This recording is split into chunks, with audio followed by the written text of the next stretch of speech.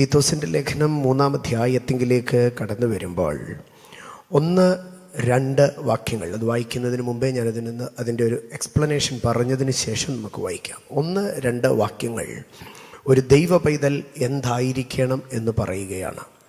3-ാം വാക്യത്തിലേക്ക് വരുമ്പോൾ ഒരശുദ്ധൻ ആരാണ് എന്ന് പറയുകയാണ്. 4, 5, 6, 7 വാക്യങ്ങളിലേക്ക് വരുമ്പോൾ ഒരു മനുഷ്യൻ ദൈവമനുഷ്യനായി തീരുന്നത് എങ്ങനെ എന്ന് പറയുകയാണ്. അങ്ങനെ 3 ഭാഗങ്ങളായി തിരിച്ച് 7 വിഷയങ്ങൾ വീതം 21 വിഷയങ്ങളാണ് നമുക്കവിടെ കാണുവാൻ കഴിയുന്നത്. ആദ്യത്തെ 2 വാക്യങ്ങളിൽ ഒരു ദൈവ മനുഷ്യനിൽ ഉണ്ടായിരിക്കേണ്ട 7 ഗുണങ്ങളെ നമുക്കവിടെ കാണുവാൻ കഴിയും. വായിക്കാമോ? 1 തുടങ്ങി 7 വരെയുള്ള വാക്യങ്ങൾ.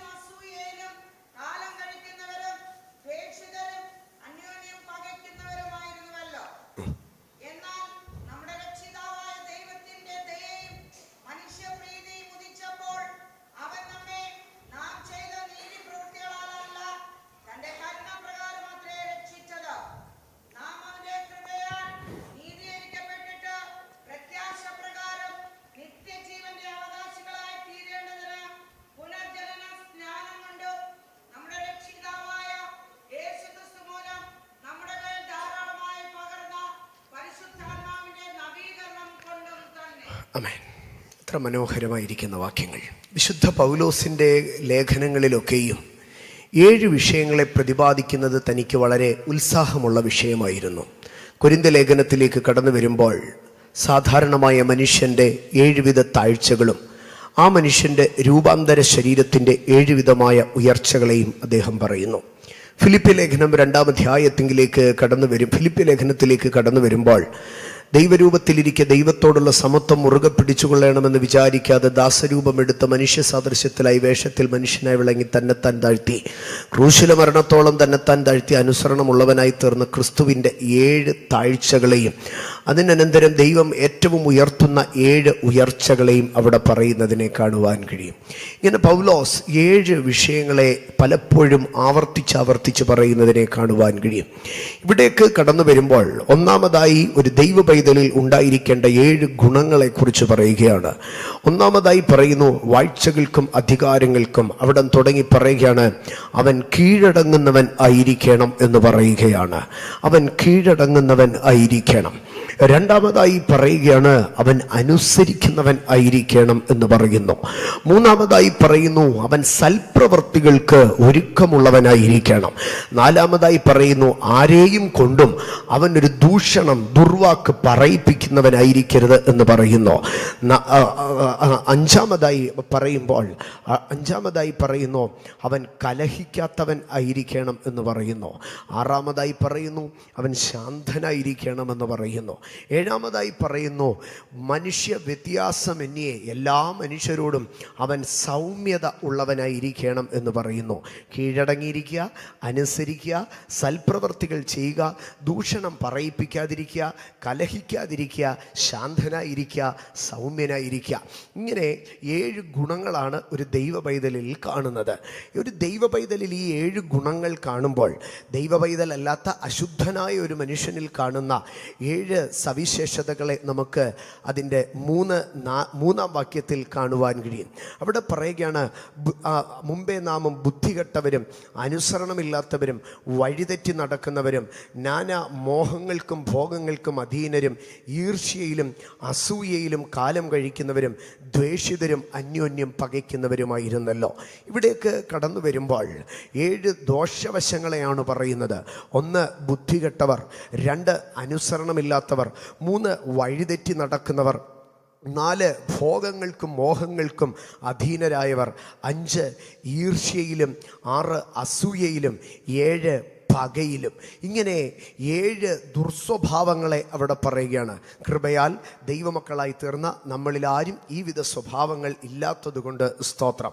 എന്നാൽ ഈ ദുർസ്വഭാവങ്ങളിൽ നിന്ന് സൽസ്വഭാവികളായി തീരണമെങ്കിൽ അത് എങ്ങനെ സാധ്യമാകും? അതിൻ്റെ 4 തുടങ്ങി 7 വരെയുള്ള വാക്യങ്ങളിലേക്ക് കടന്നു വരുമ്പോൾ സ്വയനീതി പ്രവർത്തികളാലല്ല എന്നാവർത്തിച്ചുകൊണ്ട് ഒരു മനുഷ്യനെ വിശുദ്ധനാക്കി തീർക്കുന്ന, ഒരു മനുഷ്യനെ സ്വർഗീയനാക്കി തീർക്കുന്ന, ഒരു മനുഷ്യനെ നിത്യജീവന് അവകാശിയാക്കി തീർക്കുന്ന, ഒരു മനുഷ്യനെ ദൈവത്തോട് അടുപ്പിക്കുന്നതായ 7 വിഷയങ്ങളെ പറയുകയാണ്. ആ വിഷയങ്ങളിൽ ഓരോന്നായി നാം പഠിക്കുമ്പോൾ ഒന്നാമതായി പറയുന്നു നമ്മുടെ രക്ഷിതാവായ ദൈവത്തിൻ്റെ ദയ, രണ്ടാമതായി പറയുന്നു ദൈവത്തിന് മനുഷ്യനോടുള്ള പ്രീതി, മൂന്നാമതായി പറയുന്നു ദൈവത്തിൻ്റെ കരുണ, നാലാമതായി പറയുന്നു നീതീകരിക്കുന്ന കൃപ, അഞ്ചാമതായി പറയുന്നു പ്രത്യാശ, ആറാമതായി പറയുന്നു പുനർജനന സ്നാനം, ഏഴാമതായി പറയുന്നു ധാരാളമായി പകരുന്ന പരിശുദ്ധാത്മാവിൻ്റെ നവീകരണം. ഈ 7 വിഷയങ്ങളിൽ ഒരെണ്ണം പോലും നമ്മുടേതല്ല. ദൈവത്തിൻ്റെതായ 7 അനുഭവങ്ങൾ മനുഷ്യനിലേക്ക് നൽകിക്കൊണ്ട് മനുഷ്യനെ ഒരു ദൈവപുരുഷനാക്കി തീർക്കുന്നു.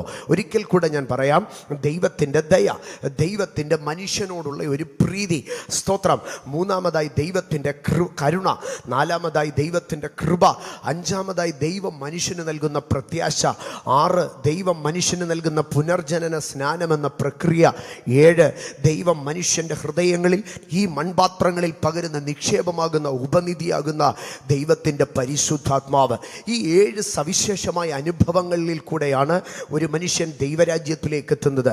ഇതിലേതെങ്കിലും ഒന്ന് ഒരു മനുഷ്യൻ അഗണ്യമാക്കിയാൽ, ഇതിലേതെങ്കിലും ഒന്ന് ഒരു മനുഷ്യൻ തള്ളിക്കളഞ്ഞാൽ, ഇതിലേതെങ്കിലും ഒന്ന് ഒരു മനുഷ്യൻ ഒഴിവാക്കിയാൽ അവൻ ആ പൂർണ്ണതയിലേക്ക് കടക്കുവാൻ കഴിയുകയില്ല. ദൈവത്തിൻ്റെ ദയയെ അവൻ തള്ളിയാൽ, ദൈവത്തിന് മനുഷ്യനോടുള്ള ആ പ്രീതിയെ അവൻ ഒഴിവാക്കിയാൽ, ഇല്ല നമ്മുടെ ദൈവത്തിൻ്റെ കരുണയെക്കാട്ടിലുപരി നമ്മുടെ നീതിപ്രവർത്തികളിൽ പ്രശംസിച്ചാൽ, ദൈവ സ്വയമേ നീതീകരിക്കപ്പെടുവാൻ ആഗ്രഹിച്ച് ദൈവത്തിൻ്റെ കൃപയെ വൃഥാവാക്കിയാൽ, പ്രത്യാശ ഇല്ലാത്തവരായി കഴിഞ്ഞാൽ, പുനർജനന സ്നാനമെന്ന ദൈവ കൽപ്പനയെ അവഗണിച്ചാൽ, സ്നാനപ്പെടാതെ ഒഴിഞ്ഞു മാറിപ്പോയി കഴിഞ്ഞാൽ, ദൈവത്തിൻ്റെ ദാനമായിരിക്കുന്ന പ്രഥമ വാഗ്ദത്തമായിരിക്കുന്ന പരിശുദ്ധാത്മാവിനെ സ്വീകരിക്കാതിരുന്നാൽ, ആ ആത്മസാന്നിധ്യത്തിനകത്തും ആത്മനടത്തിപ്പിനകത്തും മുൻപോട്ട് പോകാതിരുന്നാൽ അവനിലുള്ള ദൈവിക പദ്ധതി നിവർത്തീകരിക്കപ്പെടത്തില്ല.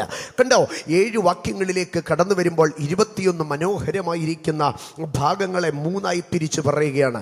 ഞാൻ ഈ വാക്യങ്ങൾ കണ്ടപ്പോൾ പൗലോസിൻ്റെ ഉത്കൃഷ്ടത എനിക്ക് കാണുവാൻ കഴിഞ്ഞു. പൗലോസ് ഒരു മനുഷ്യനിൽ ഉണ്ടാകേണ്ടതായ ഗുണങ്ങളെക്കുറിച്ച് പറയുമ്പോൾ അത് 2 വാക്യങ്ങളിൽ പറയുകയാണ്.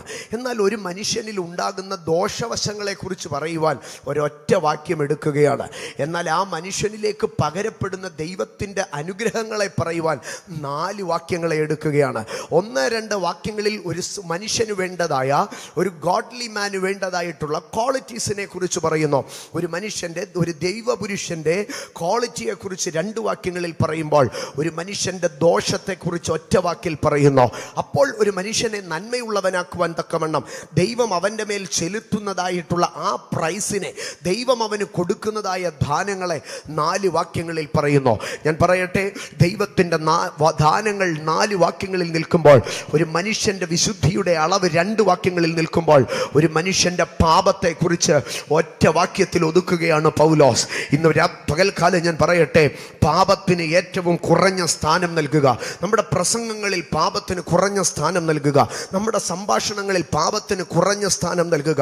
പാപത്തെ ഭീകരമാക്കരുത്, പാപത്തെ ഒരു വലിയ സംഭവമാക്കരുത്, പാപത്തെ നമ്മുടെ ഒരു വലിയ ശത്രുവാക്കരുത്. പാപത്തെ ഒഴിച്ചു കളയുക. പാപത്തിന് നമ്മുടെ ജീവിതത്തിലെ ലീസ്റ്റ് പോർഷൻ കൊടുക്കുക.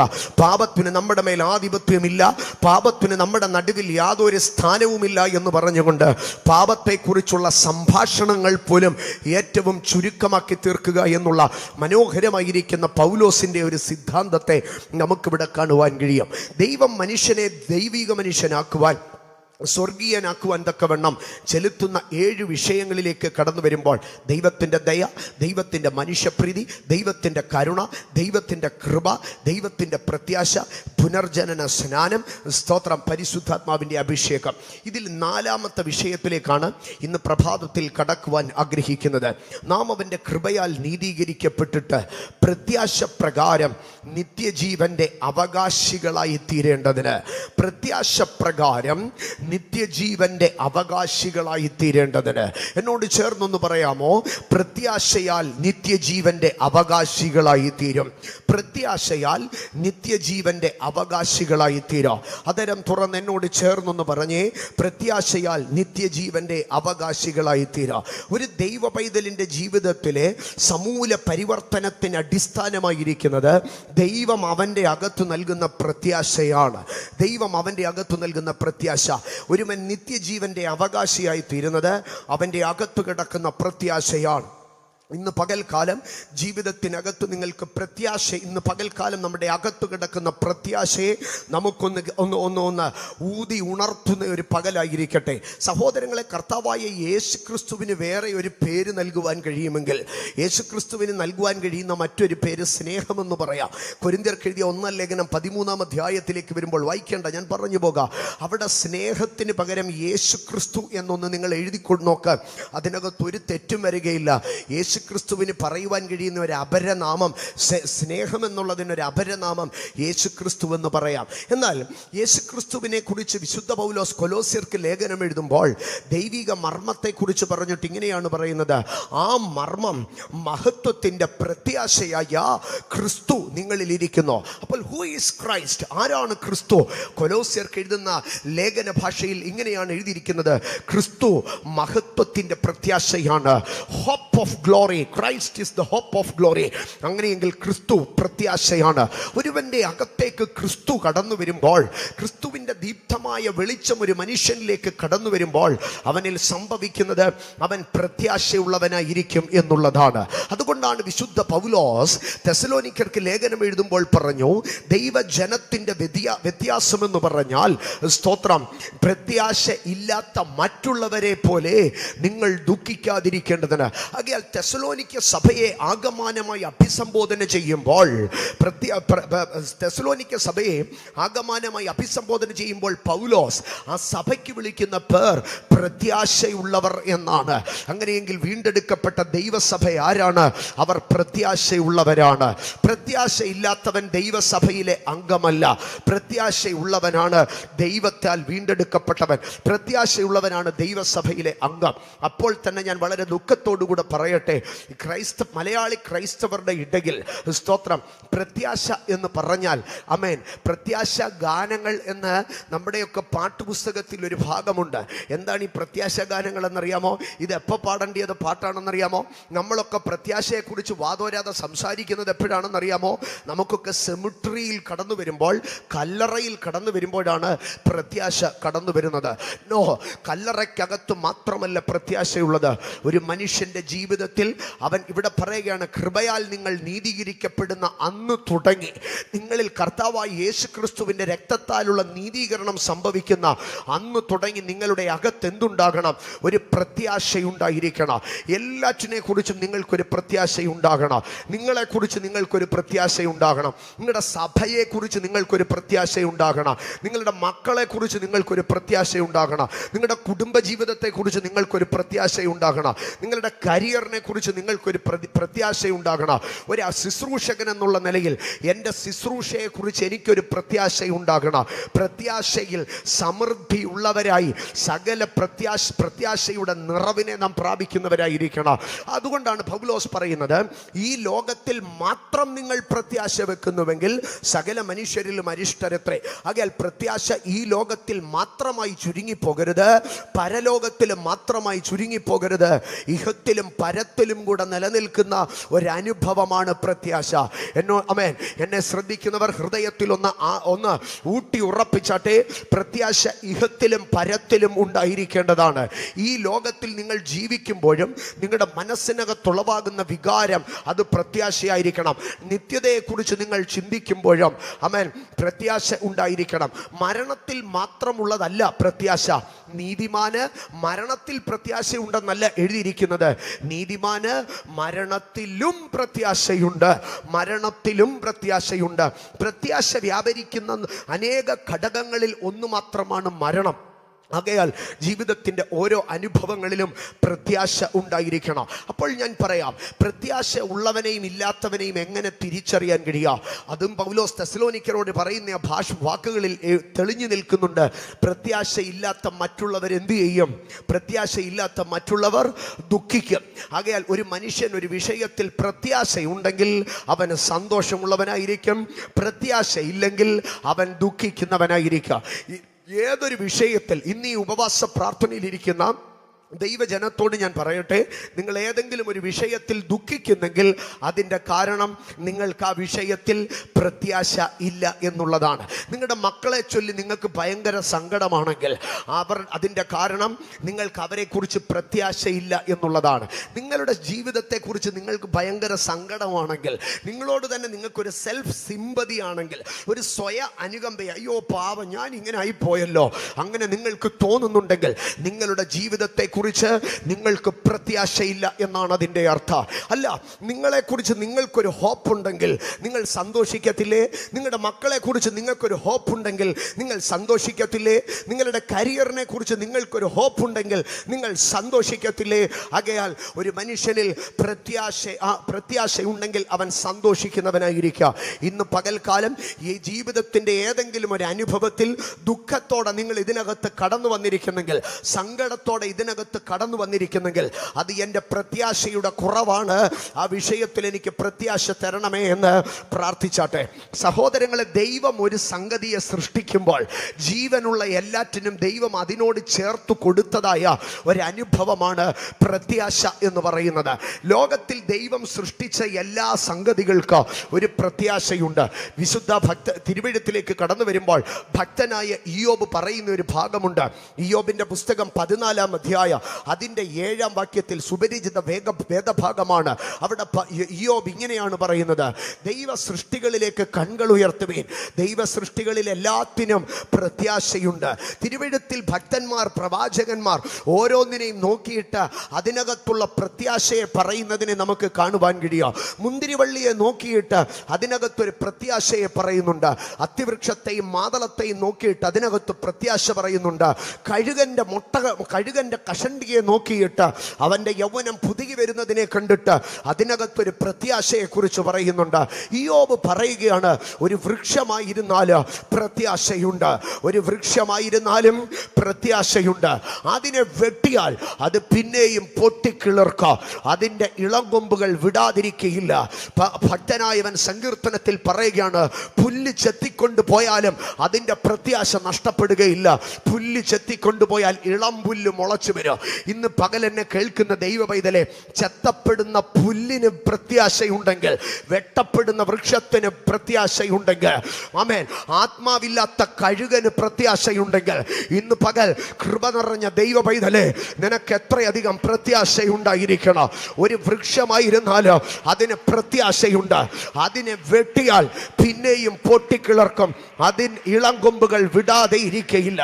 ഇന്ന് പകൽക്കാലം വിളിച്ചു പറ, എൻ്റെ പ്രത്യാശയാണ് എൻ്റെ ജീവൻ, എനിക്ക് പ്രത്യാശയുണ്ട്. ഇന്ന് പകൽ ഇതിനകത്ത് പ്രത്യാശയുള്ള ദൈവജനം ഒരു നിമിഷം കരമടിച്ച് ദൈവത്തിന് സ്തോത്രം ചെയ്യട്ടെ. വൃക്ഷത്തിന് പ്രത്യാശയുണ്ടെങ്കിൽ, പുല്ലിന് പ്രത്യാശയുണ്ടെങ്കിൽ, കഴുകന് പ്രത്യാശയുണ്ടെങ്കിൽ, പ്രകൃതിക്ക് പ്രത്യാശയുണ്ടെങ്കിൽ, പ്രപഞ്ചത്തിന് പ്രത്യാശയുണ്ടെങ്കിൽ, എനിക്ക് എത്രയധികം പ്രത്യാശയുണ്ട്. ഇന്ന് പകൽ അതരം തുറന്ന് പറ, എനിക്കൊരു പ്രത്യാശയുണ്ട്. സ്തോത്രം, സ്തോത്രം, സ്തോത്രം. എൻ്റെ സഹോദരങ്ങളെ, വൃക്ഷത്തിൻ്റെ പ്രത്യാശയുടെ തലം പറയുകയാണ്. 14-ാം അധ്യായം 7-ാം വാക്യത്തിൽ പറയുകയാണ്, ഒരു വൃക്ഷത്തിൻ്റെ കൊമ്പ് വെട്ടിയാലും അതിന് പ്രത്യാശയുണ്ട്, അതിൻ്റെ ഇളം കൊമ്പുകൾ വിടാതിരിക്കത്തില്ല, അത് പിന്നെയും കിളിർക്കാൻ പരിശ്രമിക്കാം. വെട്ടിയാലും നിന്റെ പ്രത്യാശ പോകരുത്. ആമേൻ. മനുഷ്യൻ നിന്നെ വെട്ടിയാലും, മൂർച്ചയുള്ള കത്തി കൊണ്ട് നിന്നെ വെട്ടിയാലും, മൂർച്ചയുള്ള വാക്കുകൾ കൊണ്ട് നിന്നെ വെട്ടിയാലും, മൂർച്ചയുള്ള രാഷ്ട്രീയം കൊണ്ട് നിന്നെ വെട്ടിയാലും, മൂർച്ചയുള്ള പദവികൾക്കകത്ത് ആമേൻ കഠിനമായ കത്തി കൊണ്ട് നിന്നെ വെട്ടി നിന്റെ ഫലവും പച്ചയും വലിച്ചെറിഞ്ഞാൽ പറയുകയാണ്, നീ വൃക്ഷത്തെ പോലെ പ്രത്യാശയുള്ളവനായിരിക്കണം. 14-ാം അധ്യായത്തിന്റെ 7-ാം വാക്യത്തിൽ പറയുന്നത് ആമേൻ വെട്ടപ്പെടുന്ന വൃക്ഷത്തിന്റെ പ്രത്യാശയാ. പക്ഷേ അതിന്റെ 8-ാം വാക്യത്തിലേക്ക് വരുമ്പോൾ അതിലും ഭീകരമായിരിക്കുന്ന അവസ്ഥയാണ്. ഇയ്യോബ് 14:8 പറയുകയാണ്, അതിന്റെ വേർ നിലത്ത് പഴകിയാൽ, അതിന്റെ വേർ നിലത്ത് പഴകിയാൽ, അതിന്റെ കുറ്റി മണ്ണിൽ കെട്ടുപോയാൽ. ഇന്ന് പകൽക്കാലം ദൈവത്തിന്റെ പൈതലേ, നിന്റെ കാലങ്ങൾ പലതും പഴകിപ്പോയി, പ്രതീക്ഷകൾ പഴകിപ്പോയി, നടക്കേണ്ട സമയം കഴിഞ്ഞോ? ആമേ. വിവാഹം നടക്കേണ്ട സമയം കഴിഞ്ഞോ? ശുശ്രൂഷയിൽ പ്രകാശിക്കേണ്ട സമയം കഴിഞ്ഞോ? അഡ്മിഷൻ കിട്ടേണ്ട സമയം കഴിഞ്ഞോ? ജീവിതത്തിൽ എവിടെങ്കിലും എത്തേണ്ട സമയം കഴിഞ്ഞോ? നിന്റെ വേര് പഴകിപ്പോയത് കൊണ്ട് വൃക്ഷത്തെ പറയുകയാണ്, അതിന്റെ വേര് പഴകിയാൽ അതിന്റെ പ്രത്യാശ വിടത്തില്ല. അതിന്റെ വേര് പഴകിയാൽ അതിന്റെ പ്രത്യാശ വിടത്തില്ല. വേര് പഴകിയെന്ന് മാത്രമല്ല, അതിന്റെ അടുത്ത ഭാഗം പറയുകയാണ്, അതിന്റെ കുറ്റി മണ്ണിനകത്ത് കെട്ടുപോയാൽ, അതിന്റെ കുറ്റി മണ്ണിനകത്ത് കെട്ടുപോയാൽ. ഇന്ന് പകൽക്കാല വീണ്ടെടുക്കപ്പെട്ട ദൈവ പൈതൽ പറ, ഈ മണ്ണിനകത്ത്, ഈ മനുഷ്യരുടെ ഇടയിൽ, ഈ ലോകത്തിന്റെ ഇടയിൽ, ഈ പാപികളുടെ ഇടയിൽ, ഈ മ്ലേച്ഛതകളുടെ ഇടയിൽ എൻ്റെ കുറ്റി കെട്ടുപോയാൽ, ഈ ദുഷ്ടന്മാരുടെ ഇടയിൽ എൻ്റെ കുറ്റി കെട്ടുപോയാൽ എൻ്റെ അകത്തൊരു പ്രത്യാശയുണ്ട്, ഞാൻ പൊട്ടിക്കിളർക്കാം. ഇന്ന് പകൽക്കാല വെട്ടപ്പെട്ട കൊമ്പായിരുന്നാൽ, പഴകിപ്പോയ വേരായാലും, കെട്ടുപോയ കുറ്റിയായാലും, നിന്നെ റീജനറേറ്റ് ചെയ്യാൻ, നിനക്കൊരു റീബർത്ത് നൽകാൻ ഇന്ന് പകൽ പരിശുദ്ധാത്മാവ് ഒരു പ്രത്യാശയുടെ കിരണം നിന്റെ മേൽ വീശുകയാണ്. എവിടെയൊക്കെയോ നിരാശയുടെ കാർമേഘങ്ങൾ വീണ, എവിടെയൊക്കെയോ നിരാശയുടെ ഇരുട്ടുകൾ വീണ, എവിടെയൊക്കെയോ നിരാശയുടെ കൊളുത്തുകൾ പിടിച്ച ചില ജീവിതങ്ങളുടെ മേൽ പരിശുദ്ധാത്മാവ് ഇന്ന് പകൽ ചലിച്ചു തുടങ്ങുകയാണ്. Ardhana മാരത്തനി അൽധനം Parasaram അട്ടിമം പ്രൗലകാരി ബത്തുര മഹസ്യാദര. Holy Spirit, Holy Spirit, Ratane Maraga Sandaradi, Oh Rabakathoro Mahasia, Arte Lagatiram Pravani, in the Pagal Viswasika, in the Pagal Viswasika, Arthanaman, Hatanagadari, Arthanagada, Katagalagadari, Vetapata Komba Hiranala, Piragi Poya Verayala, Ketuboya Kutiayala, Nine Pudipikan, Nine Panadakan, Nine Onuda Taibola Kilurti. എടുക്കാൻ എന്റെ ദൈവത്തിന് കഴിയോ? സമര മനര ബക്കാര Ballia അർധാന ലഗസ്യ മാരാധ നഗംധേ അൽദോ രമശ്യ ഭാരക തേനക സംധാന ഹത്തേ ഉൽബാരഗസ്യ പ്രവാന ഹത്താരം ധനാധി. Holy spirit ആ വൃക്ഷത്തിൻ്റെ 3 സീസണെ പറയുകയാണ്. ആ വൃക്ഷത്തിൻ്റെ 3 സീസൺ: 1 കൊമ്പ് വെട്ടിയ കാലം, 2 വേര് പഴകിയ കാലം, 3 ഏറ്റവും കഷ്ടകാലം, കെട്ടകാലം, അവൻ്റെ കുറ്റി കെട്ടുപോയ, കുറ്റി മണ്ണിൽ കെട്ടുപോയ കാലം. ഞാൻ ആ വൃക്ഷത്തിൻ്റെ അടുക്കൽ ചെന്ന് ചോദിച്ചോ, ഹേ വൃക്ഷമേ, കൊമ്പ് വെട്ടപ്പെട്ടിട്ടോ, വേര് പഴകിയിട്ടോ, കുറ്റി കെട്ടുപോയിട്ടോ, നീ ഇപ്പോഴും ഭയങ്കര പ്രത്യാശ പറഞ്ഞുകൊണ്ടിരിക്കുകയല്ലേ? നീ എങ്ങനെ ജീവിക്കുക? നീ എങ്ങനെ ജീവിക്കും? നിന്റെ അകത്ത് എന്തോ ഉണ്ട്. എടാ, നിന്റെ കൊമ്പെല്ലാം വെട്ടിക്കളഞ്ഞില്ലേ? എടാ, നിന്റെ വേര് പഴകിപ്പോയില്ലേ? എടാ, നിന്റെ കുറ്റി കെട്ടുപോയില്ലേ? എടാ, നിനക്കാരുണ്ട് സഹായിക്കാൻ? കുടുംബക്കാരുണ്ടോ? വീട്ടുകാരുണ്ടോ? ചാർച്ചക്കാരുണ്ടോ? അതോ നിനക്ക് ആരോഗ്യമുണ്ടോ? അതോ നീ പഠിച്ച ടെക്നോളജിയൊക്കെ കാലഹരണപ്പെട്ടു പോയില്ലേ? നിന്റെ സർട്ടിഫിക്കറ്റ് ഒക്കെ ഔട്ട്ഡേറ്റഡ് ആയില്ലേ? നിന്റെ ബുദ്ധിയൊക്കെ ആമേൻ അത് പഴഞ്ചനായി പോയില്ലേ? ഇനി നിനക്ക് ആരോഗ്യമുണ്ടോ?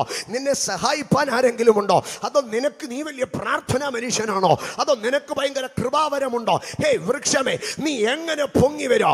ആ വൃക്ഷം എൻ്റെ അടുക്കൽ മറുപടി പറഞ്ഞു, എൻ്റെ അകത്തൊരു പച്ചപ്പ് കാണത്തില്ല, എൻ്റെ അകത്തൊരു ജീവൻ കാണത്തില്ല, എൻ്റെ കുറ്റി കെട്ടുപോയതായിരിക്കാം. പക്ഷേ ആകാശത്ത് പെയ്യുന്ന, ആകാശ ആകാശത്തു നിന്ന് പൊഴിയുന്ന മഴ നീർത്തോടുകളിൽ കൂടെ പെയ്ത് ആ വെള്ളത്തിന്റെ ഗന്ധം എൻ്റെ അടുക്കലേക്ക് കടന്നു വരുമ്പോൾ, ആ വെള്ളം എൻ്റെ അടുക്കലേക്ക് കടന്നു വരുമ്പോൾ, ആ പരിശുദ്ധാത്മാവിന്റെ നനവ് എനിക്ക് കിട്ടുമ്പോൾ, ആ കൃപയുടെ നനവ് എനിക്ക് കിട്ടുമ്പോൾ, ആ ദൈവശക്തിയുടെ നനവ് എനിക്ക് കിട്ടുമ്പോൾ ഞാൻ പൊട്ടിക്കിളിർക്കാൻ തുടങ്ങും. ഇന്ന് പകൽക്കാല വെട്ടപ്പെട്ട വൃക്ഷമേ, കെട്ടുപോയ കുറ്റിയെ, പഴകിപ്പോയ വേരെ, അഴുകിപ്പോയ മരമേ, ഇന്ന് പകൽക്കാല നീ റീബർത്ത്, നിനക്കൊരു റീബർത്ത് ഉണ്ട്, നിനക്കൊരു റീജനറേഷൻ ഉണ്ട്. അതിന്റെ റീസൺ, അതിന്റെ അടിസ്ഥാനം നിന്റെ അകത്ത് കിടക്കുന്ന ആ ചെറിയ ജീവനല്ല, നിങ്ങളിലേക്ക് ഒഴുകി വരുന്ന, നിങ്ങളിലേക്ക് വരുന്ന ആ വെള്ളത്തിന്റെ ഗന്ധം, നിങ്ങളിലേക്ക് വരുന്ന ആ വെള്ളത്തിന്റെ ഗന്ധം. ഇതാ ഈ പ്രാർത്ഥനയ്ക്കകത്ത്, ഈ ഉപവാസത്തിന്റെ പകൽ വേളയിൽ ചില ജീവിതങ്ങളിലേക്ക് വെള്ളത്തിന്റെ ഗന്ധം വരികയാണ്, വെള്ളത്തിന്റെ ഗന്ധം വരികയാണ്, വെള്ളത്തിന്റെ ഗന്ധം. മൂടിപ്പോയ വിഷയങ്ങൾക്കകത്തേക്ക്, മങ്ങിപ്പോയ വിഷയങ്ങൾക്കകത്തേക്ക്, തള്ളിക്കളഞ്ഞ വിഷയങ്ങൾക്കകത്തേക്ക് ഇന്ന് പകൽ പരിശുദ്ധാത്മാവിന്റെ വെള്ളം ഒഴുകി വരുന്നു, ഒഴുകി വരുന്നു, ഒഴുകി വരുന്നു. അൽത്തന മര ശരപ്രവാനി, ഇന്ന് പകൽ നിനക്ക് എഴുന്നേക്കാൻ കഴിയാത്ത വിഷയത്തിൽ നിന്നെ എഴുന്നേൽപ്പിക്കാൻ ഒരു പരിശുദ്ധാത്മാവിന്റെ നീരുറവ, ഒരു അഭിഷേകത്തിന്റെ നീരുറവ ഇതാ പരിശുദ്ധാത്മാവ് ചിലരെ തൊട്ടുകൊണ്ടിരിക്കുന്നു. Yes, this is the hour of Holy Spirit. ഇത് പരിശുദ്ധാത്മാവിന്റെ നാഴികയാ, ഇത് പരിശുദ്ധാത്മാവിന്റെ മണിക്കൂറാ. നിന്നെ സഹായിപ്പാൻ ഒരു മനുഷ്യനും വരത്തില്ല, നിനക്ക് തുണ നിൽപ്പാൻ ഒരുത്തനും ഇറങ്ങി വരത്തില്ല. പക്ഷേ ഇന്ന് പകൽ ഒരു പരിശുദ്ധാത്മാവിന്റെ ഗന്ധ, ഒരു കൃപയുടെ ഗന്ധ, ഒരു വെള്ളത്തിന്റെ ഗന്ധ, ഒരു നീതിയുടെ ഗന്ധ, ഒരു വിശുദ്ധിയുടെ ഗന്ധ, ഒരു ദൈവകൃപയുടെ ഗന്ധം. അത്തലം ഭടാരവം ഭരാ ഭരാ ഭരാശിയ അർദ്ധല മാര ഘടക ധരക ധരക ധര ഹർരാര രാര രാരിയ അർദ്ധനാദി ഘടകലകര ഹൈഡരത്ത വാരി വൈഡ അർദ്ധനാദി ബലകശംദ രാധബേനി അത്തുലാമര പ്രവശ പ്രവാലിയ. ഹോളി സ്പിരിറ്റ് റിഗമരന സതരാധിയാധരാധിയ. ജീസസ്, ഞാൻ ഒന്നുകൂടെ ആവർത്തിക്കട്ടെ. വൃക്ഷത്തിന് പ്രത്യാശയുണ്ടെങ്കിൽ വെട്ടിക്കൊണ്ടുപോകുന്ന പുല്ലിനപ്പുറം ഇളം പുല്ല് മുളയ്ക്കുമെന്ന് വെറും പുല്ലിനൊരു പ്രത്യാശയുണ്ടെങ്കിൽ, കൊഴിയുന്ന രോമത്തെ നോക്കി സങ്കടം പറയാതെ പാറയുടെ പിളർപ്പിലിരുന്ന് പ്രത്യാശയോടെ കാത്തിരിക്കുന്ന കഴുകന് പ്രത്യാശയുണ്ടെങ്കിൽ, ഇന്ന് പകൽ എന്നെ കേൾക്കുന്ന കുഞ്ഞാടിൻ്റെ രക്തം കൊണ്ട് വിലക്കെടുത്ത് വീണ്ടെടുക്കപ്പെട്ട എൻ്റെ കർത്താവിൻ്റെ പൊന്നു പൈതലെ, എൻ്റെ കർത്താവിൻ്റെ ശ്രേഷ്ഠ ഭൃത്യനെ, ഞാൻ നിന്നോട് ചോദിക്കട്ടെ, നിൻ്റെ പ്രത്യാശയ്ക്ക് എങ്ങനെ ഭംഗം വരും? നിൻ്റെ പ്രത്യാശയ്ക്ക് എങ്ങനെ കുറവ് വരും? ഇല്ല. ഇന്ന് പകൽ കരമുയർത്തിപ്പറ, എനിക്കൊരു പ്രത്യാശയുണ്ടെന്ന്, എനിക്കൊരു പ്രത്യാശയുണ്ട്. അധരം തുറന്ന്, വായ് തുറന്ന്, കരമുയർത്തി ഉറച്ച ശബ്ദത്തോടെ, ഉയർന്ന കരത്തോടെ വിളിച്ചു പറ, ഐ ഹാവ് എ ഹോപ്പ്. എനിക്കൊരു പ്രത്യാശയുണ്ട്, എനിക്കൊരു പ്രത്യാശയുണ്ട്. ഇന്ന് പകൽക്കാലം അവസാനിച്ചെന്ന് പറഞ്ഞ വിഷയത്തെ നോക്കി പറ, എനിക്കൊരു പ്രത്യാശയുണ്ട്. മുടിഞ്ഞു വാരി എന്ന് പറഞ്ഞ വിഷയത്തെ നോക്കി പറ, എനിക്കൊരു പ്രത്യാശയുണ്ട്. തീർന്നെന്ന് പറഞ്ഞ വിഷയത്തെ നോക്കി പറ, എനിക്കൊരു പ്രത്യാശയുണ്ട്. നിന്റെ ഫുൾ സ്റ്റോപ്പുകൾക്കപ്പുറം നീ പറ, എനിക്കൊരു പ്രത്യാശയുണ്ട്. ഇന്ന് പകൽ ദൈവം ചിലതിനെ ചലിപ്പിക്കാൻ പോവുകയാണ്. ഇന്ന് പകൽ എന്നെ കേൾക്കുന്ന ദൈവ പൈതലേ, ആമേൻ, കല്ലറയ്ക്കകത്ത് കൊണ്ടുവന്ന്, ആമേൻ, മണ്ണോട് മണ്ണ് ചേരാൻ തക്കവണ്ണം ശരീരത്തെ അടക്കുമ്പോൾ, എത്ര കാലം പഴകിയാലും കർത്താവിൻ്റെ കാഹളം ധ്വനിക്കുമ്പോൾ ഇത് ഉയർത്തുവരും, തേജസ്സോടെ ഉയർത്തുവരുമെന്ന് നിനക്ക് പ്രത്യാശിക്കാൻ കഴിയുമെങ്കിൽ, നിന്റെ ഇന്നിൻ്റെ വിഷയങ്ങളുടെ മേൽ നിനക്ക് പ്രത്യാശിക്കാൻ കഴിയാതിരിക്കുമോ? ഇല്ല.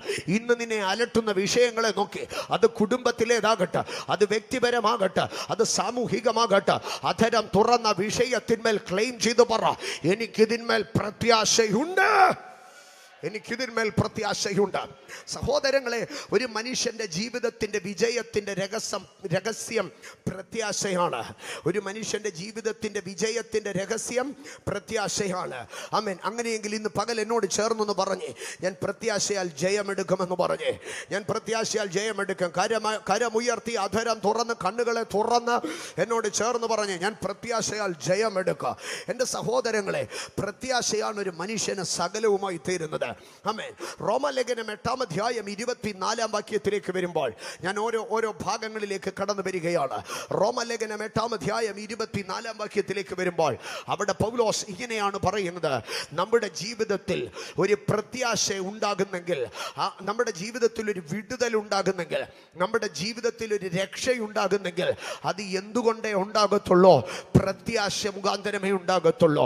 അതിൻ്റെ 1-ാം ഭാഗം ഇങ്ങനെയാണ് പറയുന്നത്: പ്രത്യാശയാലല്ലോ നാം രക്ഷിക്കപ്പെട്ടിരിക്കുന്നത്. പ്രത്യാശയാലല്ലോ നാം രക്ഷിക്കപ്പെട്ടിരിക്കുന്നത്. ഇന്ന് പകൽ അധരം തുറന്ന് പറയണം, വിശ്വസിക്കണം, പ്രത്യാശയാണ് എന്നെ രക്ഷിക്കുന്നത്. ആമേൻ. അങ്ങനെയെങ്കിൽ ഞാൻ പറയട്ടെ, പ്രത്യാശയാണ് നിങ്ങളെ രക്ഷിക്കുന്നതെങ്കിൽ നിരാശ നിങ്ങളെ രക്ഷിക്കുമോ? ഇല്ല. നിരാശ നിങ്ങളെ തകർക്കും, പ്രത്യാശ നിങ്ങളെ രക്ഷിക്കുക. അങ്ങനെയെങ്കിൽ പ്രത്യാശയുടെ വാക്കുകൾ നിങ്ങളെ രക്ഷിക്കുക, പ്രത്യാശയുടെ ബോഡി ലാംഗ്വേജ് നിങ്ങളെ രക്ഷിക്കുക, പ്രത്യാശയുടെ പെരുമാറ്റം നിങ്ങളെ രക്ഷിക്കുക, പ്രത്യാശയുടെ ആരാധന നിങ്ങളെ രക്ഷിക്കുക. പ്രത്യാശയിൽ ഉറച്ചു നിന്നാൽ നിങ്ങൾ രക്ഷിക്കപ്പെടും. അങ്ങനെയെങ്കിൽ ഞാൻ തിരികെ ചോദിക്കട്ടെ, നിരാശയുടെ വാക്ക് പറഞ്ഞാൽ രക്ഷിക്കപ്പെടുമോ? നിരാശയുടെ ബോഡി ലാംഗ്വേജിൽ ഇരുന്നാൽ രക്ഷിക്കപ്പെടുമോ? ആരാധനയ്ക്ക് വന്ന് നിരാശയോടുകൂടെ തലയും കുമ്പിട്ട് സങ്കടപ്പെട്ട് മുഖം മൂടി എവിടെയെങ്കിലും മൂലയ്ക്ക് പോയി ഇരുന്നാൽ നീ രക്ഷിക്കപ്പെടുമോ? ഇല്ല. ദൈവത്തിന്റെ പൈതലേ, നിന്റെ നിരാശ നിന്നെ രക്ഷിക്കത്തില്ല, നിന്റെ പ്രത്യാശ നിന്നെ രക്ഷിക്കുന്നത്.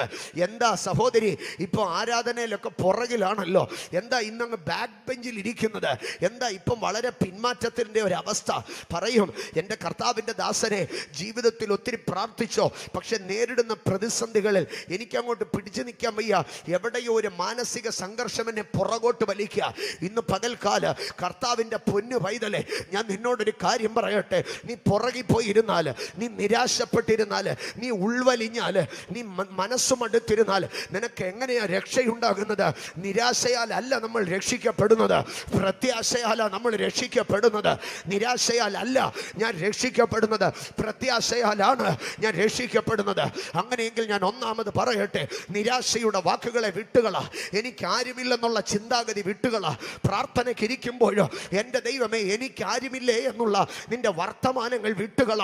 എനിക്കൊരു യേശുവുണ്ടെന്ന് വിളിച്ചു പറ. എനിക്ക് അത്ഭുതങ്ങളെ ചെയ്യുന്ന ഒരു ദൈവമുണ്ടെന്ന് പറ. എനിക്ക് വീര്യപ്രവർത്തികളാൽ ഉത്തരമരുളുന്ന ഒരു ദൈവമുണ്ടെന്ന് പറ.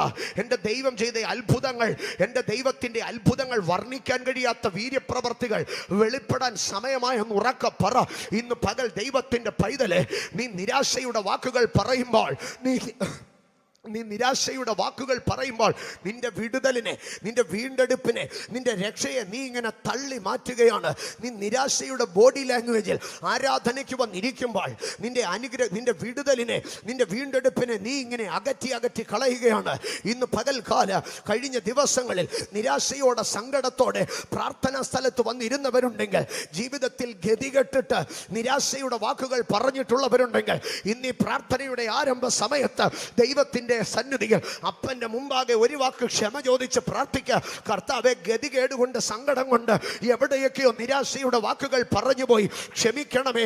ഇനിയും അതെൻ്റെ വായിൽ നിന്ന് വരാതിരിക്കട്ടെ, ഇനിയും എൻ്റെ വായിൽ നിന്ന് അത് വരാതിരിക്കട്ടെ. എനിക്ക് നിരാശയുടെ വാക്കുകൾ വേണ്ട, നിരാശയുടെ ബോഡി ലാംഗ്വേജുകൾ വേണ്ട, നിരാശയുടെ പെരുമാറ്റങ്ങൾ വേണ്ട. നിരാശപ്പെട്ടവനെ പോലെ ഞാൻ തലകുമ്പിട്ട് നടക്കത്തില്ല, നിരാശപ്പെട്ടവനെ പോലെ ഞാൻ എവിടെയെങ്കിലും ഒറ്റപ്പെട്ട് നിൽക്കത്തില്ല. എൻ്റെ അകത്തൊരു പ്രത്യാശയുണ്ട്. എൻ്റെ വാക്കുകൾ പ്രത്യാശയുടേതായിരിക്കുക, എൻ്റെ ചിന്തകൾ പ്രത്യാശയുടേതായിരിക്കുക, എൻ്റെ പെരുമാറ്റം പ്രത്യാശയുടേതായിരിക്കുക. പ്രത്യാശയാൽ അത്രേ നാം രക്ഷിക്കപ്പെടുന്നത്. എൻ്റെ സഹോദരങ്ങളെ, ജീവിതത്തിൽ ബന്ധനങ്ങളിൽ നിന്നുള്ള വിടുതൽ അത് രക്ഷയ്ക്ക്, അത് പ്രത്യാശയ്ക്കകത്താണ്. അതുകൊണ്ടാണ് സെഖറിയ പ്രവചനത്തിലേക്ക് കടന്നു വരുമ്പോൾ, സെഖറിയ പ്രവചനം 9-ാം അധ്യായം അതിൻ്റെ 12-ാം വാക്യത്തിലേക്ക് കടന്നു വരുമ്പോൾ ഒരു കൂട്ടരെ വിളിച്ചു പറയുകയാണ്, നിങ്ങൾ ബദ്ധന്മാരാണ്, നിങ്ങൾ ബദ്ധന്മാരാണ്. ഏതാണ് ഈ ബദ്ധത എന്നറിയാമോ?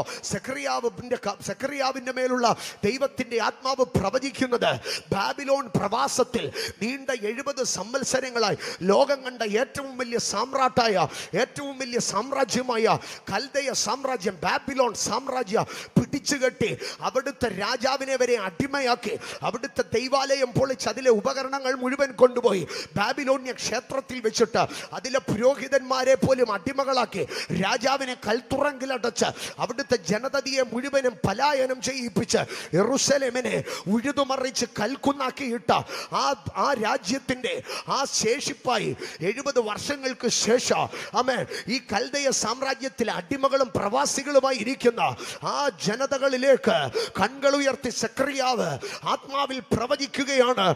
ബദ്ധന്മാരെ, നിങ്ങൾക്ക് വേണ്ടി പുരാതന കാലത്ത് ദൈവം പണിത കോട്ടയിലേക്ക് ദൈവം നിങ്ങളെ മടക്കി വരുത്തോ. ബദ്ധന്മാരെ, നിങ്ങൾക്ക് കോട്ടയിലേക്ക് മടങ്ങി വരാൻ കഴിയോ? 70 വർഷം മുമ്പ് നിങ്ങൾക്ക് നഷ്ടമായതൊക്കെ ഇരട്ടിയായി ലഭിക്കാൻ പോവുകയാണ്. നിന്റെ ആലയത്തിന്റെ പിമ്പിലത്തെ മഹത്വം മുമ്പിലത്തേതിനെക്കാട്ടിലും വലുതാകാൻ പോവുകയാണ്.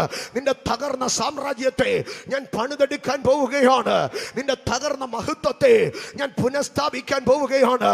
നീണ്ട 70 വർഷത്തെ പ്രവാസത്തിന്റെ അടിമത്തത്തിൽ നിന്ന് കൽദയ സാമ്രാജ്യത്തിന്റെ ആണിയൂരി അവന്റെ സിംഹാസനത്തെ മറിച്ചിട്ട് അവൻ ആകാശത്തോളം പൊക്കത്തിൽ പണിത മതിലിന്റെ താമ്ര കതകുകളെയും ഇരുമ്പോടാമ്പലുകളെയും പൊട്ടിച്ച് ഞാൻ അതിനകത്തുനിന്ന് ദൈവമഹത്വം നിറഞ്ഞ യെരൂശലേമിന്റെ കോട്ടയ്ക്കകത്തേക്ക് യഹോവയിൽ ആശ്രയിക്കുന്നവൻ അവൻ എന്റെ സങ്കേതവും ബലവും, ഞാൻ ആശ്രയിക്കുന്ന എന്റെ ദൈവവും കോട്ടയും എന്ന് പറയുമെന്ന് പറഞ്ഞ ആ ദൈവിക കോട്ടയിലേക്ക്, അഗ്നി മതിലിലേക്ക് ഞാൻ നിന്നെ മടക്കി വരുത്താ. നിനക്കൊന്നു മാത്രമുണ്ടായാൽ മതി. 70 വർഷമായി നീ കിടക്കുന്ന ആ അടിമത്തത്തിനകത്ത് നിന്നുകൊണ്ട് നീ ഒന്ന് പ്രത്യാശിക്കാൻ തുടങ്ങണോ? നീ ഒന്ന് പ്രത്യാശിക്കാൻ തുടങ്ങണോ? ഇന്ന് പകൽ നിന്റെ ബന്ധനങ്ങളുടെ ആഴമോ, നിന്റെ കുണ്ടറകളുടെ ആഴമോ, നിന്റെ ബന്ധനങ്ങളുടെ തീവ്രതയോ ദൈവത്തിന് വിഷയമല്ല. ദൈവം ഒന്ന് മാത്രം ചോദിക്കുന്നു, ഹേ ബദ്ധനെ, നിനക്ക് പ്രത്യാശയുണ്ടോ? ഹേ അടിമയെ, നിനക്ക് പ്രത്യാശയുണ്ടോ? ഹേ ബന്ധിതനെ, നിനക്ക് പ്രത്യാശയുണ്ടോ? ഇന്ന് പകൽക്കാല 1000 പിശാചുക്കൾ ഒരുമിച്ച് നിന്നെ ബന്ധിച്ചാല്, 10,000 മനുഷ്യർ നിന്നെ കെട്ടിയാല്, വീണുപോയ ദൂതന്മാർ നിന്നെ കൽത്തുറങ്കിൽ അടച്ചാല്, ലോകത്തിന്റെ അധികാരങ്ങളും രാഷ്ട്രങ്ങളും നിനക്കെതിരെ കൽത്തുറുങ്കുകൾ പണിതാല്, നിന്നെ ഇരുമ്പോടാമ്പലുകൾക്കകത്ത് ബന്ധിച്ച് പൂട്ടിയാല്, നിനക്കെതിരായി എത്ര വലിയ കാരാഗ്രഹങ്ങൾ പണിതാല്, if you have a hope, നിനക്കൊരു പ്രത്യാശയുണ്ടെങ്കിൽ സ്വർഗത്തിന് നിന്നെ പുറത്തു കൊണ്ടുവരാൻ കഴിയും.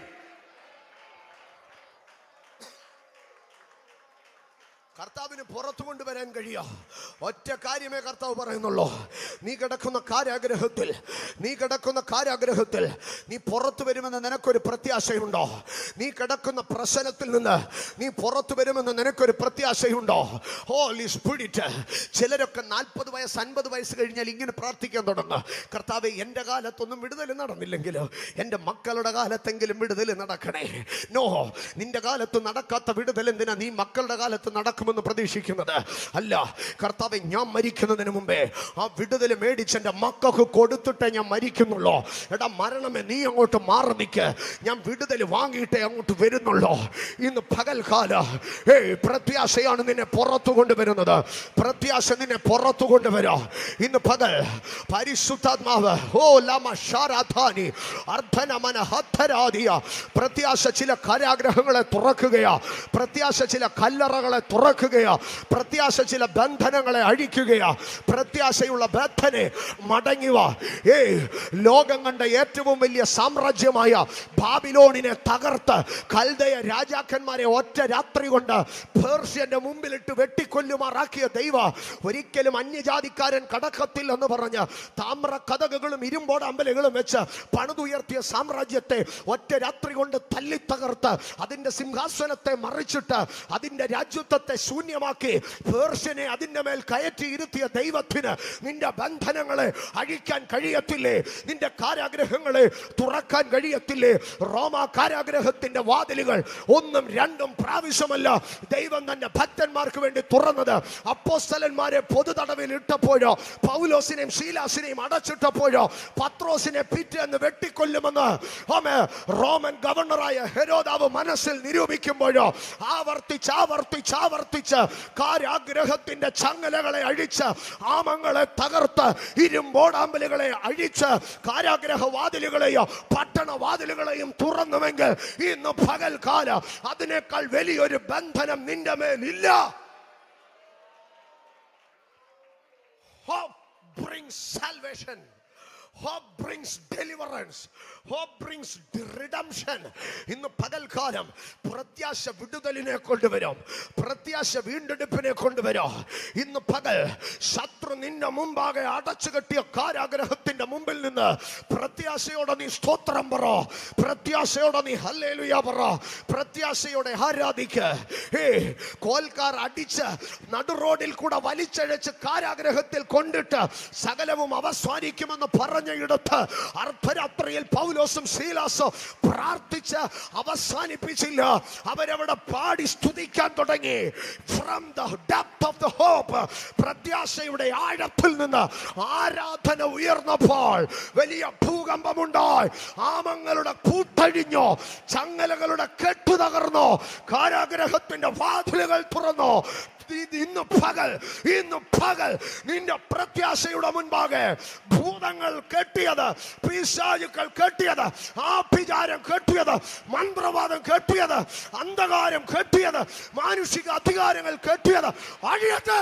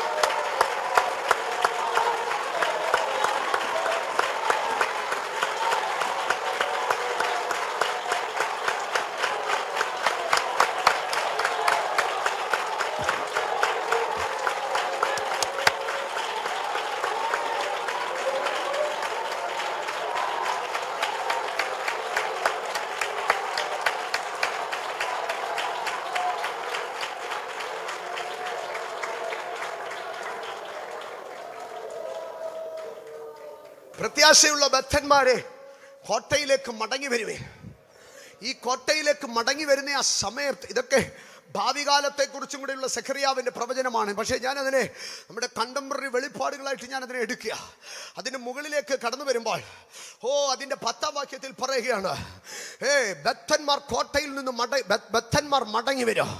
അമേൻ. അവർ മടങ്ങി വരുന്നത് അവരുടെ സ്വന്തം ബലത്താലല്ല എന്നാണ് അതിൻ്റെ മുകളിലെ വാക്യം പറയുന്നത്. ഞാൻ എഫ്രൈമിൽ നിന്ന് രഥത്തെയും യെരൂശലേമിൽ നിന്ന് കുതിരയെയും ഛേദിച്ചു കളയും. കുതിര കൊണ്ടും രഥം കൊണ്ടുമല്ല, കുതിര കൊണ്ട് രഥം കൊണ്ടുമല്ല ജയം സംഭവിക്കാൻ പോകുന്നത്. നിന്റെ പക്കൽ കുതിര വേണ്ട, രഥം വേണ്ട, പ്രത്യാശ മതി, പുറത്തു വരാ. എന്നിട്ട് അടുത്തത് പറയുകയാണ്, ആ പടയുടെ പടവിലൊടിഞ്ഞു പോകോ, പക്ഷേ പ്രത്യാശയുള്ളവൻ പുറത്തു വരും. യെസ്, ഞാൻ പറയട്ടെ, രഥങ്ങൾ ഛേദിക്കപ്പെട്ടാലും പ്രത്യാശയുള്ളവൻ പുറത്തു വരും. കുതിരകൾ ഛേദിക്കപ്പെട്ടാലും പ്രത്യാശയുള്ളവൻ പുറത്തു വരോ. പടവിൽ ഒടിഞ്ഞു പോയാലും പ്രത്യാശയുള്ളവൻ പുറത്തു വരോ. വിശ്വസിക്കാൻ കഴിയുന്നുണ്ടോ? കുതിരകൾ ഛേദിക്കപ്പെട്ടാലും പ്രത്യാശയുള്ളവൻ പുറത്തു വരോ. രഥങ്ങൾ ഛേദിക്കപ്പെട്ടാലോ പ്രത്യാശയുള്ളവൻ പുറത്തു വരോ. പടവിൽ ഒടിഞ്ഞു പോയാലും പ്രത്യാശയുള്ളവൻ പുറത്തു വരും.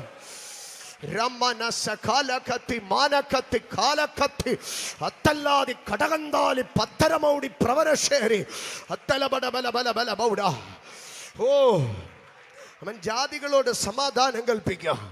അവന്റെ ആധിപത്യം സമുദ്രം മുതൽ സമുദ്രം വരെ, നദി മുതൽ ഭൂമിയുടെ അറ്റങ്ങളോളവുമാകോ.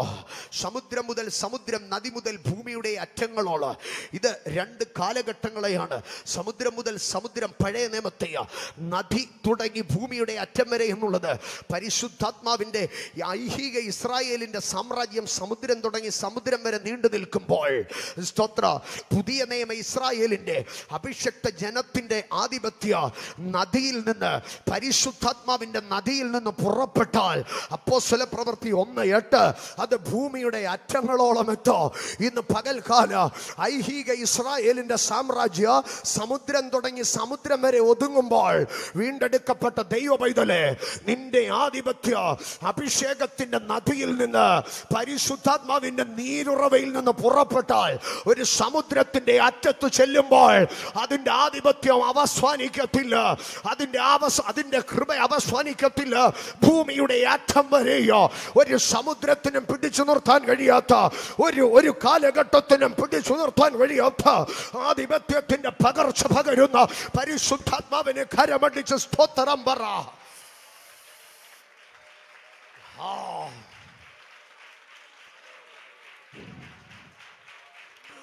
ലോകം കണ്ട മഹത്തായ സാമ്രാജ്യങ്ങളൊക്കെ സമുദ്രതീരത്തെത്തുമ്പോൾ ആധിപത്യം അവസാനിച്ചോ.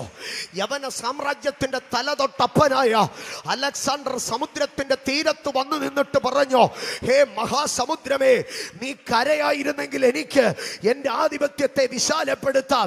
പക്ഷേ സമുദ്രതീരത്ത് വന്നപ്പോൾ എൻ്റെ ആധിപത്യം അവസാനിച്ചോ. ആമേൻ. അലക്സാണ്ടറിനും സോക്രട്ടീസിനും വിശാലപ്പെടുത്താൻ കഴിയാഞ്ഞത്, അക്ബറിനും സീസർമാർക്കും വിശാലപ്പെടുത്താൻ കഴിയാതിരുന്നത്, മുസോളിനിക്കും ടോളമിക്കും നീണ്ടാവാൻ കഴിയാതിരുന്നത്, ഹിറ്റ്ലറിനും മാർക്സിസത്തിനും നാസിസത്തിനും വികസിപ്പിക്കാൻ കഴിയാത്തത്, പരിശുദ്ധാത്മാവിന്റെ നദിക്കകത്തു നിന്ന് പുറപ്പെടുന്നവന് ഭൂമിയുടെ ആറ്റങ്ങളോളം എത്താൻ കഴിയോ. ഹേ ലോകത്തിന്റെ ഭൂഖണ്ഡങ്ങളെ, എനിക്ക് ക്രിസ്തു മുഖാന്തരം നിന്റെ മേൽ ജയമുണ്ട്. ഹേ ലോകത്തിന്റെ വൻകരകളെ, നിനക്ക് ക്രിസ്തു മാർഗത്തെ തടയാൻ കഴിയത്തില്ല. അത് ആഫ്രിക്കയാകട്ടെ, അത് ഏഷ്യയാകട്ടെ, അത് അമേരിക്കയിലെ ഏത് ദിക്കുകളുമാകട്ടെ, അത് ഓസ്ട്രേലിയയാകട്ടെ, യൂറോപ്പ് ആകട്ടെ, ഇന്ന് പകൽ ദൈവരാജ്യത്തെ തടയുവാൻ, ദൈവരാജ്യത്തിന്റെ ആധിപത്യത്തെ തടയുവാൻ ഭൂഖണ്ഡങ്ങൾക്ക് കഴിയത്തില്ലെങ്കിൽ പിന്നെ തിരുവനന്തപുരത്തിന്റെ മണ്ണിലെ കുടി ദൈവങ്ങൾക്ക്, കുട്ടി ദൈവങ്ങൾക്ക്, ഇരിക്കുന്ന കാവ് പൂജകൾക്ക്, വിളക്ക് നേർച്ചകൾക്കും സാധിക്കുമോ?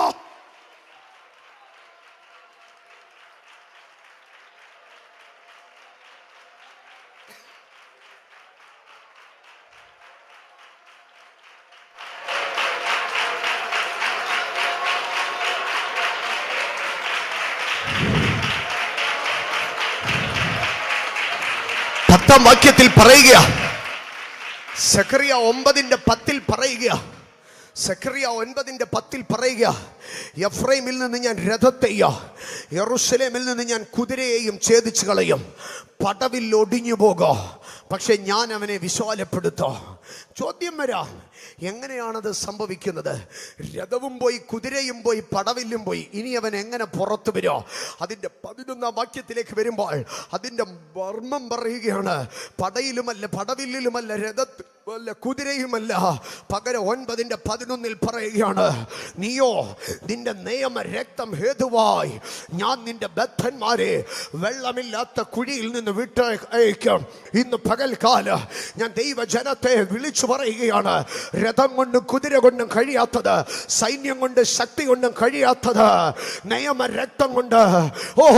ആടുകളുടെ വലിയ ഇടയനായിരിക്കുന്ന ക്രിസ്തു കാൽവറിയിൽ ചൊരിഞ്ഞ നിയമത്തിന്റെ രക്തം കൊണ്ട് അവൻ അവൻ അവണ്ണം തന്നെ അത്താഴം കഴിഞ്ഞ ശേഷം അവൻ പാനപാത്രം എടുത്ത് ഇത് പുതിയ നിയമത്തിന്റെ രക്തമാകുന്നുവെന്ന് പറഞ്ഞെങ്കിൽ നിത്യ നിയമത്തിന്റെ രക്തത്താൽ ആടുകളുടെ വലിയ ഇടയനായിരിക്കുന്ന ക്രിസ്തു ഇന്ന് പകൽ നിന്നോട് പറയുകയാണ്, നിന്റെ ബദ്ധതയിൽ നിന്ന്, വെള്ളമില്ലാത്ത കുഴിയിൽ നിന്ന് ഞാൻ നിന്നെ പുറത്തു കൊണ്ടുവരാം. സൈന്യത്താൽ അല്ല, ശക്തിയാൽ അല്ല, പദവിൽ ഒടിഞ്ഞു പോകട്ടെ, എന്റെ രക്തം നിനക്ക് വിടുതലായിരിക്കുക. കുതിരകൾ ഛേദിക്കപ്പെടട്ടെ, എന്റെ രക്തം നിനക്ക് വിടുതലായിരിക്കുക. രഥങ്ങൾ താളടിയാകട്ടെ, എന്റെ രക്തം നിനക്ക് വിടുതലായിരിക്കുക. ഇന്ന് പകൽ കരമടിച്ച് ഒരു നിമിഷം ദൈവത്തിന് സ്തോത്രം പറഞ്ഞിട്ട്, ഇന്നലകളിൽ രഥങ്ങൾ പരാജയപ്പെട്ടിടത്ത്, ഇന്നലകളിൽ സൈന്യം പരാജയപ്പെട്ടിടത്ത്, ഇന്നലകളിൽ കുതിരകൾ പരാജയപ്പെട്ടിടത്ത്, ഇന്നലകളിൽ പടവിൽ ഒടിഞ്ഞിടത്ത് കർത്താവിന്റെ രക്തം ചിലത് ചെയ്യാൻ പോവുകയാണ്. കുഞ്ഞാടിന്റെ രക്തം, miracles in the blood of Jesus, miracles in the blood of Jesus. യേശുവിന്റെ രക്തത്തിൽ അത്ഭുതങ്ങൾ ഇന്ന് പകൽ ഇതിനകത്ത് സംഭവിക്കട്ടെ. യേശുവിന്റെ രക്തം ഇതിനകത്ത് അത്ഭുതങ്ങളെ ചെയ്യുന്നു.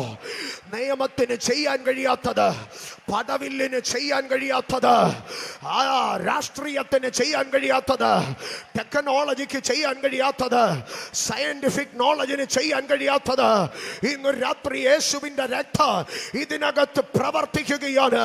The blood of Jesus is working here. The blood of Jesus is working here. യേശുവിന്റെ രക്തം അത്ഭുതങ്ങളെ ചെയ്യുന്നു. യേശുവിന്റെ രക്തം ബദ്ധന്മാരെ പുറത്തു കൊണ്ടുവരുന്നു.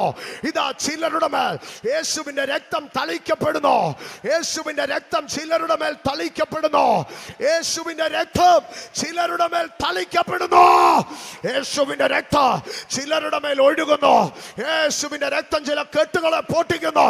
യേശുവിന്റെ രക്തം അന്യായ ബന്ധനങ്ങളെ അഴിക്കുന്നു. Blood of Jesus. യേശുവിന്റെ രക്തം ചില അന്ധകാര മുഖങ്ങളെ ഒടിച്ചു കളയുന്നു. യേശുവിന്റെ രക്തം ചില അമിക്കയറുകളെ അറുത്തു മാറ്റുന്നു. യേശുവിന്റെ രക്തം നിന്നെ മാന്യതയിലേക്ക് ലിഫ്റ്റ് ചെയ്യുന്നു. Lift lift lift.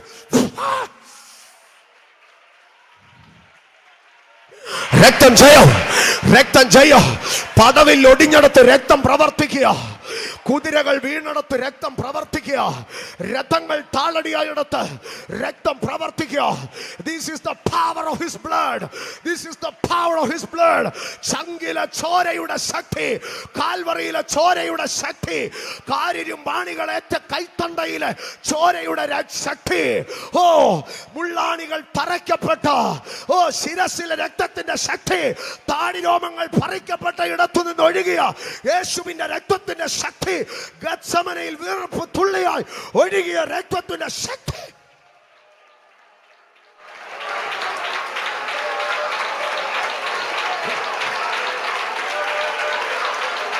രക്തം ജയം, രക്തം ജയം, രക്തം ജയം, രക്തം ജയം, രക്തം ജയം, രക്തം ജയം, രക്തം ജയം, രക്തം ജയം, രക്തം ജയം, രക്തം ജയം, രക്തം ജയം, രക്തം ജയം, രക്തം ജയം, രക്തം ജയം, രക്തം ജയം, രക്തം ജയം, രക്തം ജയം, രക്തം ജയം, രക്തം ജയം. പരിശുദ്ധാത്മാവികാരത്തോടെ ഇതിനകത്ത് ചിലർക്ക് വേണ്ടി ഇറങ്ങി വന്ന് പ്രവർത്തിക്കുന്നു. പരിശുദ്ധാത്മാവ് ഇതിനകത്ത് ഇറങ്ങി വന്ന് പ്രവർത്തിക്കുന്നു. പടവിൽ ഒടിഞ്ഞിടത്ത് കുതിരകൾ, രഥങ്ങൾ താറുമാറായിടത്ത് കുഞ്ഞുങ്ങളുടെ മേൽ ദൈവിക പ്രവൃത്തിയുടെ പ്രത്യക്ഷത സംഭവിക്കുന്നു.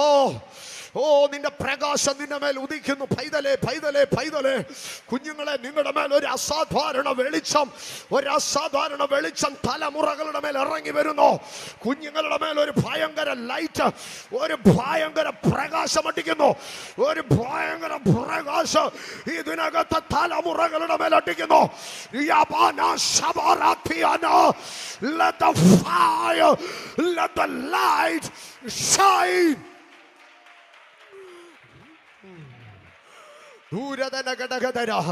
കുഞ്ഞുങ്ങൾ ചിലർ അന്യഭാഷകളിൽ സംസാരിക്കാൻ പോകുന്നു. കുഞ്ഞുങ്ങളുടെ ആദരങ്ങളിൽ ദൈവം ഒരു അന്യഭാഷ തരാൻ പോകുന്നു. കുഞ്ഞുങ്ങളുടെ ആദരങ്ങളിൽ ദൈവം ഒരു അന്യഭാഷ തരാൻ പോകുന്നു. ഇതാ ഇന്നലകളിൽ വരെ അമ്മ അപ്പ എന്ന് മാത്രം പറഞ്ഞുകൊണ്ടിരുന്ന ചില കുഞ്ഞുങ്ങൾ അന്യഭാഷകളിൽ സംസാരിക്കാൻ തുടങ്ങുന്നു.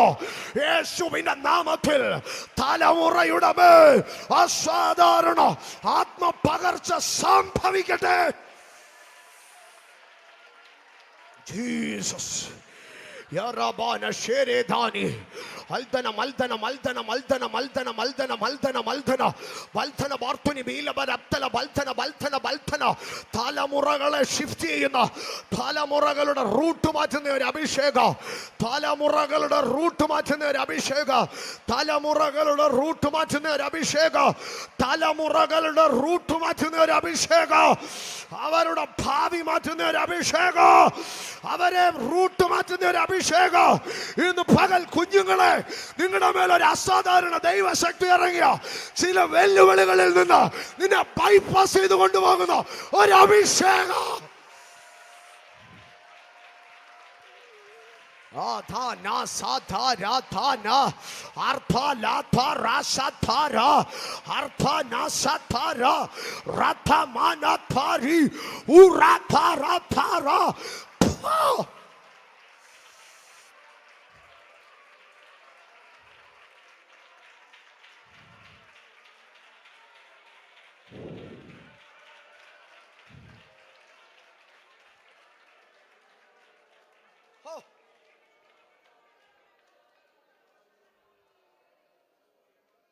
കുതിരയെയും ദൈവം കുതിരയെയും രഥത്തെയും ഛേദിച്ചു കളഞ്ഞു.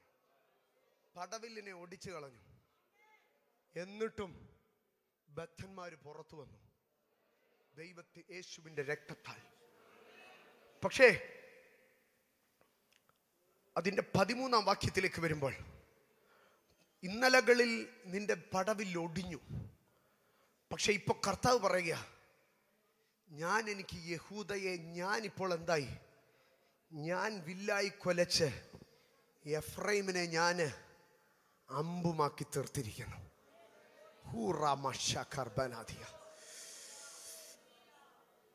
എന്നിട്ട് പറയുക, സിയോനെ ഞാൻ നിന്നെ എടുത്ത് ഗ്രീക്കിന് യവനദേശത്തിന് നേരെ ഞാൻ നിന്നെ ഇപ്പൊ എന്താക്കിയിരിക്കുന്നു, ഒരു വാളാക്കിയിരിക്കുന്നു. ഇന്ന് പകൽ ഇതിനകത്ത് ആരോടോ പരിശുദ്ധാത്മാവ് വ്യക്തിപരമായി പറയുന്നു. ഞാൻ ശാന്തമായിട്ട് ആ ദൂതങ്ങ് പറഞ്ഞിട്ട് അപ്പുറത്തോട്ട് പോകട്ടെ. ഇതൊന്നും എൻ്റെ സബ്ജക്റ്റിനകത്തുള്ളതല്ല. പരിശുദ്ധാത്മാവിനെ റീറൂട്ട് ചെയ്യുന്നു. വ്യക്തിപരമായി ഒരാളോട് പരിശുദ്ധാത്മാവ് പറയുന്നു.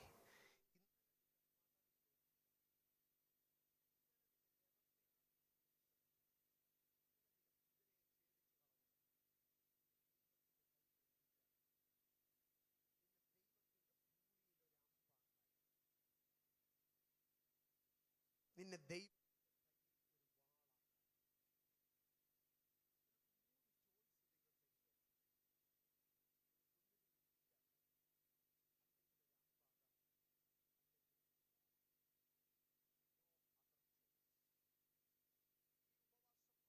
തീരുന്നതിന് മുമ്പേ നീ കർത്താവിന് സറണ്ടർ ചെയ്തോ. പൊന്നുമോനെ, രാധനിയ ശരാധിരി, നീ അതിനേക്കാൾ നല്ല ഒരു രഥം പണിതാലും പൊളിയും. നീ അതിനേക്കാൾ നല്ല ഒരു കുതിര മേടിച്ചാലും പൊളിയും. നിന്നെ കൊണ്ട് ദൈവത്തിന് ഇനി ഒരൊറ്റ പദ്ധതിയുള്ളൂ. ഒന്നുകിൽ നീ ദൈവത്തിന്റെ കയ്യിലെ വില്ല്, അല്ലെങ്കിൽ നീ ദൈവത്തിന്റെ പൂണിയിലെ അമ്പ്, അല്ലെങ്കിൽ നീ ദൈവത്തിന്റെ കയ്യിലെ വാള്. 3 choices are before you. ഇന്ന് എൻ്റെ മുമ്പിൽ ഈ 3 ചോയ്സും വെച്ച് ചോദിച്ചാൽ ഞാൻ എൻ്റെ കർത്താവിൻ്റെ അടുക്ക പറയും, കർത്താവേ, എന്നെ തന്നെ അറിയത്തില്ല. ഒരു വില്ലാകണമെങ്കിൽ നന്നായി ബെൻഡാകണം. എനിക്ക് എത്രത്തോളം ബെൻഡാകാൻ കഴിയുമെന്നറിയത്തില്ല. ഒരമ്പാകണമെങ്കിൽ ഒത്തിരി നാൾ ഈ പൂണിക്കകത്തിങ്ങനെ മറഞ്ഞിരിക്കണം. എത്രത്തോളം എനിക്ക് മറഞ്ഞിരിക്കാൻ കഴിയുമെന്നറിയത്തില്ല. ഒരു വാളാണെങ്കിൽ ഇടയ്ക്കിടയ്ക്കൊക്കെ മൂർച്ച കൂട്ടണം. എനിക്കറിയത്തില്ല ഞാൻ എന്തായിത്തീരണമെന്ന്. അതുകൊണ്ട് അപ്പായെ, അങ്ങയുടെ മനസ്സിൽ എന്താണോ തോന്നുന്നേ? എന്നെ വില്ലാക്കണോ? എന്നെ വളയ്ക്കാനാണോ കർത്താവിന് ഇഷ്ടം? വളച്ചോ. അങ്ങയുടെ തോളത്തെ ആ പൂണിയിൽ എന്നെ ഇടാനാണോ ഇഷ്ടം?